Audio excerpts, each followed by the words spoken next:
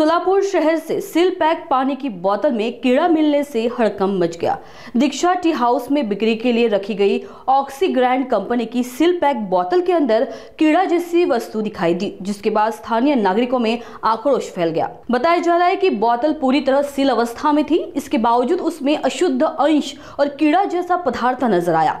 संबंधित ग्राहक ने जैसे ही बोतल खोली, उसमें कीड़ा दिखाई दिया। यह मामला सामने आते ही नागरिकों ने अन्न और औषध प्रशासन विभाग में शिकायत दर्ज कराई।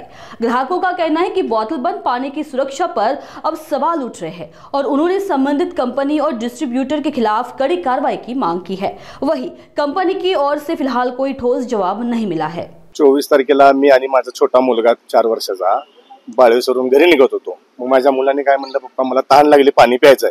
मग एका आम्ही काय केलं, चहा कॅन्टीन सारखे खोका आहे तिथं पाण्याची बाटली घेतली। पाण्याची बाटली घेताना थोडी गार होती आणि गार असल्यावर ते आळीसारखं दृश्य आम्हाला आढळून आलं बॉटलमध्ये। मग आम्ही असं खाली वरी केलं तर ते सील पॅक का नाही म्हणून दुकानदाराला आम्ही विचारलं तर दुकानदार म्हणला सील पॅक आहे।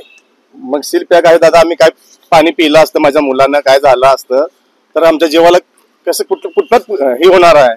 मग त्या दुकानदाराने आम्हाला काय सांगितलं की आम्ही वरून आणतो। वरून कुठून आणतो तर आम्ही असं एक एजन्सी आहे हमसफर ही नावाची एजन्सी, तिथून आम्ही बॉटल आणली। मग तिथं आम्ही विचारायला गेलो, बाबा हे मी पाणी पिलं असतं तर माझ्या जीवाला काय झालं असतं तर कसं आहे।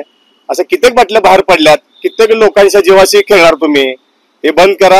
आम्ही सांगितलं, ते म्हणले आम्ही आमच्या हातात नाही, आम्ही बॉटल वरनं आणतो, बिगवणला कंपनी आहे, तुम्ही त्यांच्याशी जाऊन भांडा। मग आम्ही काय केलं, त्याच दिवशी अन्न व प्रशासन विभागाला एक अर्ज दिला, मॅडमला बॉटल दाखवली। मॅडमनी बॉटल दाखवली, मॅडमने विचार संबंधित अधिकाऱ्यावर आम्ही बघतो काय असेल ते तिकडल्या माणसं आम्ही पाठवतो म्हणले, तरी त्यांच्यावर कारवाई नाही झाली।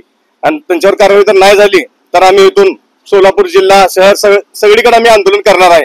हे बाटलीच्या कंपनीवर कारवाई झाली पाहिजे, अन्यथा आम्ही आंदोलन केल्याशिवाय शांत बसणार नाही।